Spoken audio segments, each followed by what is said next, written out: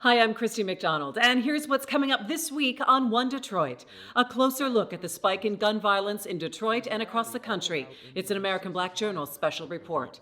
Plus, election analysis with Nolan and Stephen. Also, the future of work and growing the middle class in Detroit. And the story of a family waiting more than 40 years to meet. It is all ahead this week on One Detroit. From Delta Faucets to Behr Paint, Masco Corporation is proud to deliver products that enhance the way consumers all over the world experience and enjoy their living spaces. Masco, serving Michigan communities since 1929. Support for this program is provided by the Cynthia and Edsel Ford Fund for Journalism at Detroit Public TV, the Kresge Foundation, Community Foundation for Southeast Michigan. The DTE Foundation is a proud sponsor of Detroit Public TV, among the state's largest foundations committed to Michigan-focused giving. We support organizations that are doing exceptional work in our state. Visit dtefoundation.com to learn more. Business Leaders for Michigan, dedicated to making Michigan a top 10 state for jobs, personal income, and a healthy economy. Also brought to you by, and viewers like you.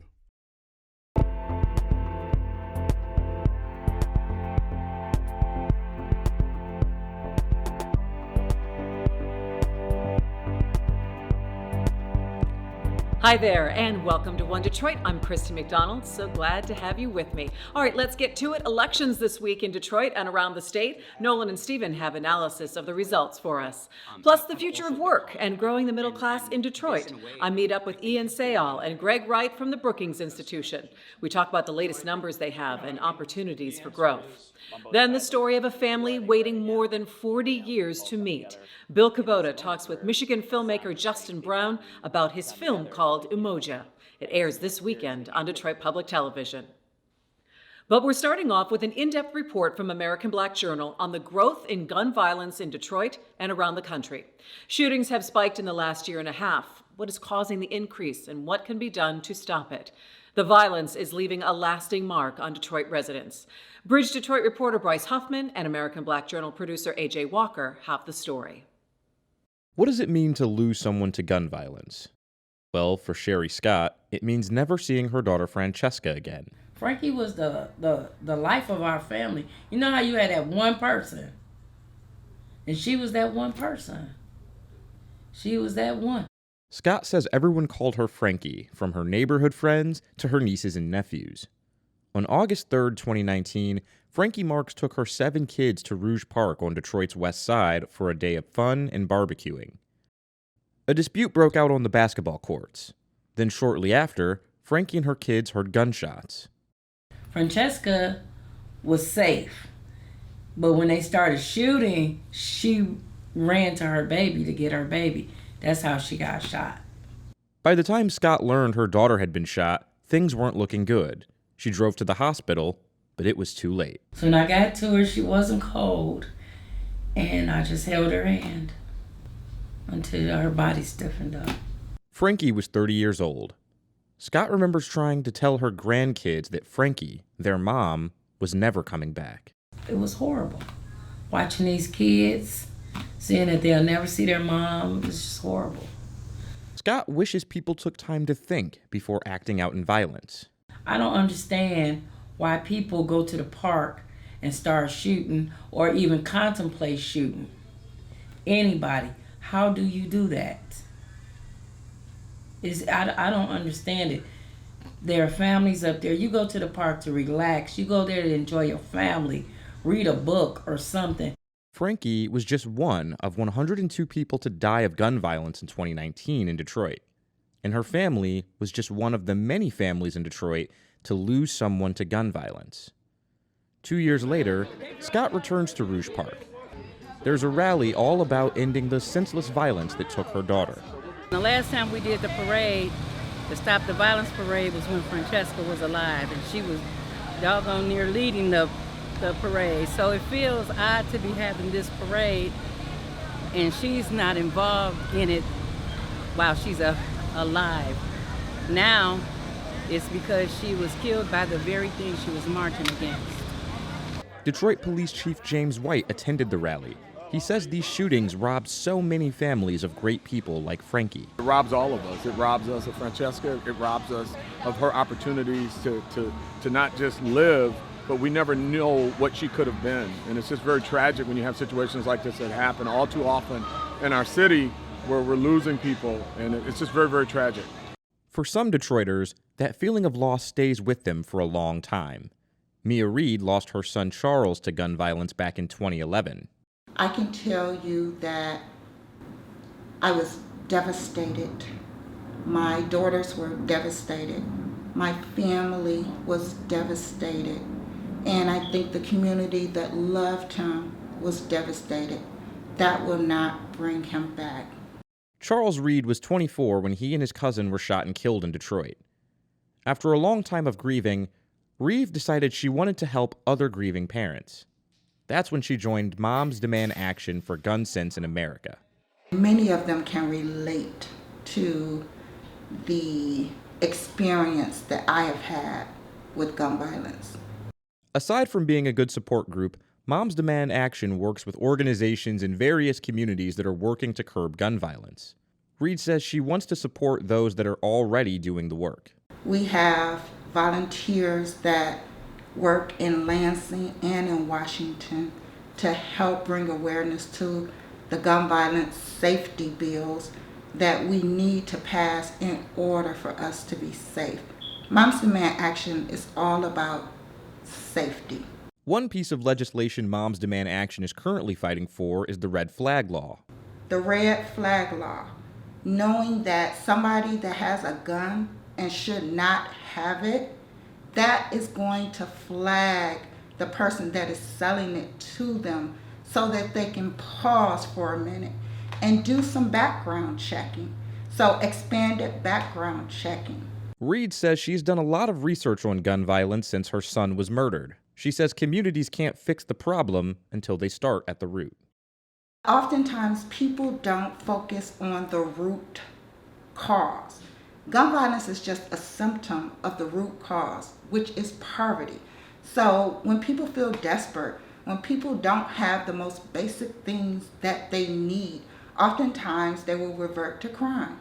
DeJuan Kennedy is a Detroiter who understands the root causes of gun violence. He knows firsthand because when he was young, he shot and killed one of his friends and spent 14 years behind bars. Now that he understands the cycle of violence he was living in, Kennedy wants other people to learn from his mistakes. Like, that's why it means something to me. That's why it's something to me. Because I know why I was doing stuff. You know what I mean? So I know why the next person may be doing stuff. And I know if I survive something, I have a responsibility as a survivor to make sure the next person is warned before they do what they do. Kennedy works with Force Detroit, a local nonprofit that works to build a freer and economically just future for Black and brown Detroiters. Kennedy spends a lot of his time talking to people who were dealing with the same cycle of violence that he was in. I know what I did. I know what was going through my mind. So I try to share some of the things that help me process things and use my best thinking in the future. So Kennedy says doing this work keeps him on the right track. Personally, it's been helpful for me and the people that I have relationships with that know how I was in the past. It gives them a perspective or a point of view that they can dialogue like I'm right here. So you can talk to me about why I've changed, why I'm not doing this. He works alongside Alea Harvey Quinn, who is the executive director at Force Detroit. She says right now the team is looking to other cities for solutions to gun violence.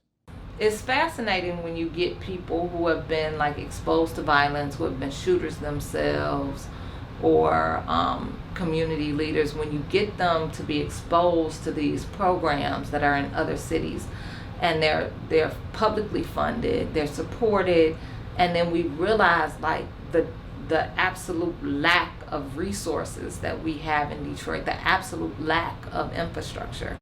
Harvey Quinn says other cities are finding more success than Detroit because they invest in the organizations doing this work. Why is it important that, these things are publicly funded? When you prevent one person from continuing a high violence lifestyle, statistically you save 6 lives. Detroit police expect the number of shootings to slow down as the weather gets cooler. Meanwhile, lots of people are working hard to end the violence that has taken so many Detroiters away from their loved ones. For more reports from American Black Journal and Bridge Detroit, just head to our website at onedetroitpbs.org. All right, checking in now with our One Detroit contributors, Nolan Finley of the Detroit News and Stephen Henderson of American Black Journal for a breakdown of election results this week. No real surprises out of the Detroit City election Tuesday, but you're left with an interesting power dynamic. Yeah. We had 6 new council members will be joining that body in January. Meanwhile, Mike Duggan goes to a 3rd term, and by a big margin. He goes into office fairly settled with his structure and in place. This new council's got to learn the ropes. He'll have a very distinct advantage in the governing balance, won't he? I think you will. There are a lot of people pointing to the idea that a lot of the new candidates who were elected with really progressive agendas, District 4 in particular, and a couple others. You had these really progressive candidates win. And look, that's great. But the rule of 5, of course, still applies on council. There are still 5 votes, I think, as I count them, who are going to be pretty sympathetic to Mayor Duggan. I think Duggan has a distinct advantage, not just because of his electoral power at this point, but also because he's walking around with $800 million falling out of his pockets, and he alone really gets to decide where that money goes. Those council members are going to need to deliver results in their districts. The only way to do that with this ARPA money is to play along with the mayor. He had 2 council members, Leland, Gabe Leland and Andre Spivey, who were taken out of the race after they were pled guilty to corruption charges. 2 others dropped out for lack of interest. Janae Ayers, who also was touched a bit by this towing scandal, we don't know where that's going to go, finished 1st in the primary. 3rd last night. Voters seem to react to her being caught up in this, but they elected Mary Waters, who has no clean record herself. Detroiters, the truth is that they're very forgiving of politicians, especially African-American politicians who get themselves or find themselves in trouble. A lot of that has to do with the disproportionate way that African-Americans are targeted by officials for wrongdoing. And Councilman Benson, who was the other council person whose office was raided, he was unopposed, so he'll be back. But we don't know where this investigation is going. Your old colleague, M.L. Elric, who I thought ran a pretty good campaign, your old Free Press colleague, went down pretty hard in that East Side district. I think Mike Elric was outclassed in the sense of the grassroots kind of politicking that is really key in that district. His opponent, Letitia Johnson, really did understand that. She comes more from that world than he does, certainly, and voters responded on election day. But we did see more diversity in the suburbs. I think it was 3 suburbs elected first-time Muslim mayors, including Dearborn, the country's largest Arab American population. For the first time, Mayor-elect Hammoud will take over there, and Ghalib in Hamtramck, right, became that enclave's first mayor. So you're seeing political power in the suburbs starting to broaden and diversify. Yeah, you are, and that's because the suburbs themselves are changing dramatically. Dearborn may have changed more in the last 20 years than any place in America, if you think of the influx of Arab Americans to that community and the outflux of white voters. The other dynamic that we'll start to see in next year's elections, in the 22 elections, the midterm elections, I think, because of the new maps, is the growing power of African Americans in the suburbs. That will come with some new kinds of political power that could see suburban African Americans elected to posts where they're representing the suburbs and the city, representing African Americans in both places, something we see in Congress right now, but don't see in the state legislature. I think we will start to see that happen. This is becoming a less segregated area than it used to be, and that's a good thing. We're taking a closer look now at the future of work and growing the middle class. The Brookings Institution in Washington, D.C. has collected data on Detroit as part of its Workforce of the Future initiative. We recently had a live Facebook town hall on the future of work, and that's where I met up with Greg Wright, a fellow at Brookings Global Economy and Development Program, and Ian Sayall, a senior project manager and research analyst at Brookings. Brookings just completed a report on job quality and job mobility, and I'd love for you to give us a brief overview of your research and really how it was conducted, what your parameters were. Greg, let me start with you. Yeah, so when people are in particular types of jobs, where do they go next? And what type of career pathways are available to people? And maybe more importantly, what type of career pathways are upwardly mobile to better work? And these are difficult questions. What do we do about the fact that sort of these middle skill and sort of good jobs have been hollowed out a little bit over the last few decades? And Detroit is kind of at the center of that too, which makes it sort of a fascinating, but it's also a very difficult economic environment in Detroit. So for all of these reasons. So what we do is, we kind of have these data-oriented maps of the way that people move through the workforce. And on the one hand, this highlights a little bit where people get stuck in the labor market. And on the other hand, it can provide some tools for workers or firms or policymakers to think about. So Ian, what are we seeing specifically when it comes to Detroit? There's a number of trends. I mean, I think as everyone knows, it's the decline of manufacturing jobs due to automation and increased global trade. And as Greg said, it's Detroit has been a bellwether or in some ways on the vanguard of experiencing these trends. On the other hand, I think there's a few reasons for optimism for how Detroit might bounce back post-pandemic. You want a job to pay living wage and to be stable and reliable. One of the other things we've seen over the last 10 or 20 years is a decline in economic mobility as the middle has been hollowed out. Jobs that previously served as stepping stones, as people progress throughout their career, have also been hollowed out. And this, in a way, I think has been one of the led to some of the biggest social consequences. People feel like they can't get ahead no matter how hard they work. What are the options, Greg, that people can have to grow jobs here in the city of Detroit specifically? Yeah, and this is the big question, is sort of workforce development and economic development. What are the best strategies? And so I think, the answer is sort of that it's going to involve everyone. And, we need public investments in skilling and employment services. And I think, the US is something like second to last in OECD countries in job training and employment service funding. And on top of that, it's been declining in recent years too. So I think public investments in skilling and employment services are important. And at the same time, though, we need to know where that money is going and where it can be most effective.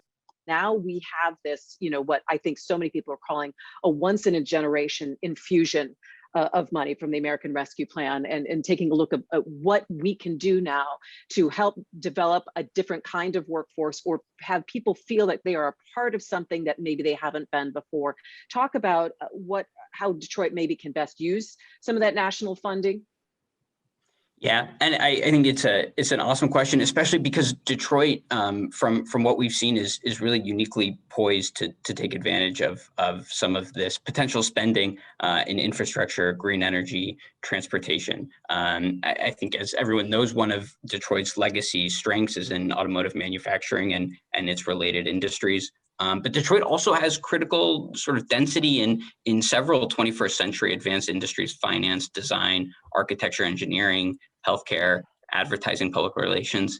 And so it's easy to imagine how say investment in green transportation and electric cars could really suit the workforce of Detroit well, maybe, marrying the design and automotive capabilities of the city and the talents of people in the city. And finally, the story of a family waiting more than 40 years to meet. It's a short film called Umoja by Michigan filmmaker Justin Brown, and it's airing right here on Detroit Public Television this weekend. It's the story of a Black Vietnam vet and a son he's been wondering about for decades left in Vietnam. One Detroit's Bill Kubota has a preview and talked with Justin about how he found the story and its powerful ending. Take a look.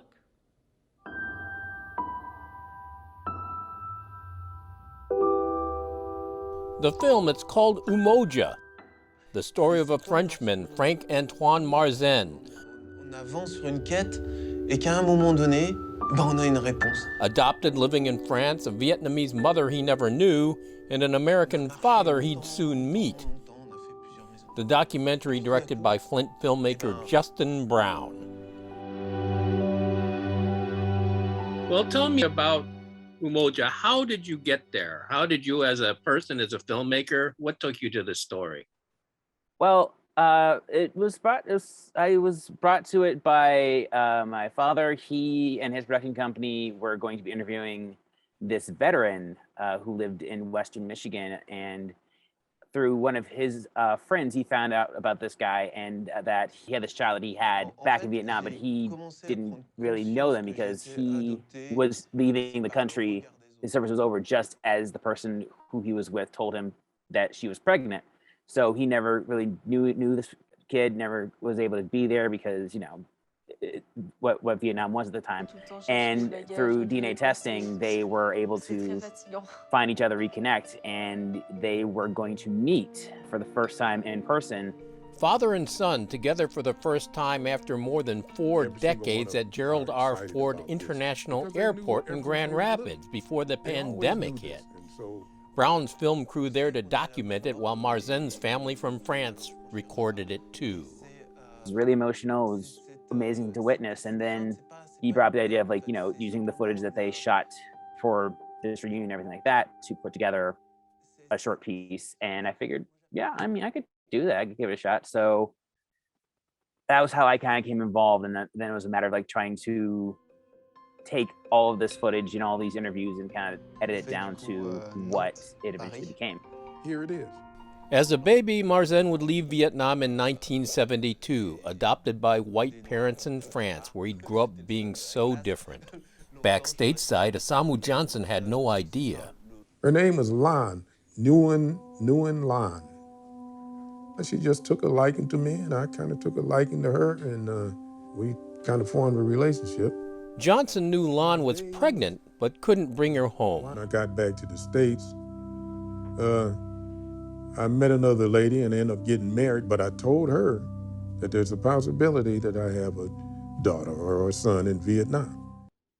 From my earliest memory, he told us about this kid. It was very casual the way he bring it up. You know, it's a possibility. You got another brother or sister in Vietnam, man. The fact that he was so open and welcoming to it, I think is, in a way, a bit of a rarity. The connection, perhaps delayed. Marzen's wife learned DNA testing was prohibited in France. Then a workaround. She ordered a test from a U.S. laboratory. C'était un moment incroyable. Je me souviens, on attendait ces résultats. On to the big scene. Here's just a bit of it. When he walks in to see his dad, he sees this huge family behind him. Just the emotion that was released from that one moment where they connect, it was just so powerful. I actually had to walk out of the room because I was just overcome.